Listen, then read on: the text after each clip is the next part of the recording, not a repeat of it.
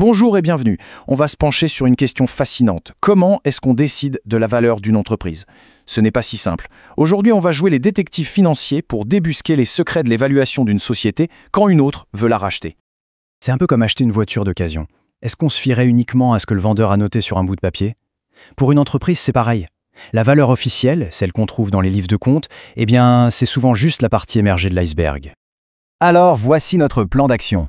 On va suivre ces 5 étapes pour percer le mystère de la valeur réelle d'une entreprise. Une vraie enquête nous attend, alors c'est parti! Pour que ce soit bien concret, prenons un exemple.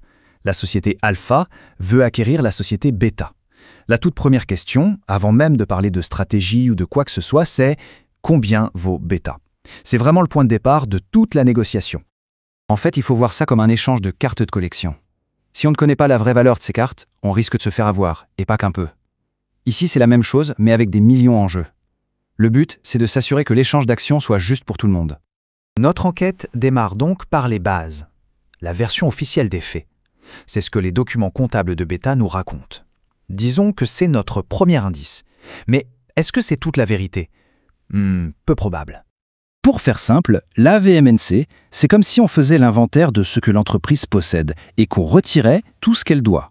On additionne son capital de départ, ses réserves, ses bénéfices récents, et hop, on a une première idée, une base de travail.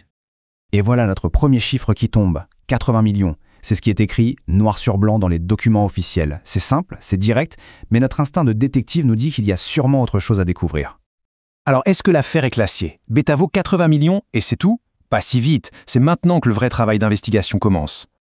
Allez, on sent la loupe, on va chercher les indices qui ne sont pas visibles au premier coup d'œil. Parce que la vraie valeur, elle se cache souvent dans les détails. Un terrain qui a pris de la valeur, une marque qui est devenue super populaire, c'est ça qu'on va chercher. Notre méthode, elle est simple. D'abord, on regarde ce que l'entreprise possède. Ensuite, on vérifie combien ça vaut vraiment aujourd'hui sur le marché. Et enfin, on calcule la différence. C'est là-dedans que se cache le trésor. Regardez bien ces chiffres. Ils racontent une histoire complètement différente de celle du bilan. Chaque ligne, c'est un indice qui nous rapproche de la vérité. C'est là que la valeur cachée commence à se révéler. Ah! Et là, on a notre première grosse pépite. 15 millions de fonds de commerce. C'est un peu comme la réputation d'un restaurant. Ça n'apparaît pas sur le menu, mais ça fait toute la différence. Ici, cette réputation, cette clientèle fidèle, eh bien, ça vaut 15 millions. Et ce n'est écrit nulle part. Et si on additionne toutes nos découvertes, on arrive à, tenez-vous bien, 38 millions. C'est une somme énorme qui était complètement invisible dans les comptes officiels. C'est quasiment la moitié de la valeur de départ. Bon, maintenant qu'on a toutes les pièces du puzzle, il est temps de les assembler. On va prendre la version officielle et on va y ajouter nos précieuses trouvailles. C'est le moment de la grande révélation sur la vraie valeur de Beta. Voilà le fameux chiffre qu'on cherchait, la valeur mathématique intrinsèque. C'est la valeur réelle de l'entreprise, une fois qu'on a un peu dépoussiéré les comptes pour voir ce qui brille vraiment en dessous. C'est l'heure du calcul final. La formule est toute simple. On prend la valeur de base, on ajoute le trésor caché qu'on a déniché et on obtient 118 millions. C'est quasiment 50% de plus que la valeur initiale. Le résultat est sans appel.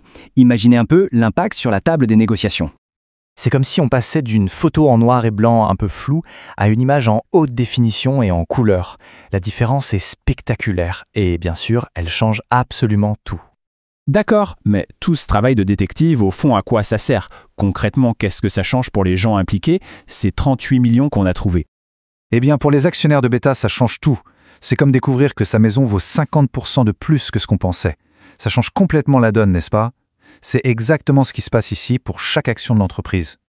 Notre enquête sur ce que l'entreprise possède est terminée et elle nous a donné un chiffre bien plus juste. Mais est-ce que la valeur d'une entreprise se résume à ses biens matériels? Et le talent de ses employés, ses idées, sa culture? La vraie valeur est un mystère encore plus profond qu'on explorera peut-être une autre fois.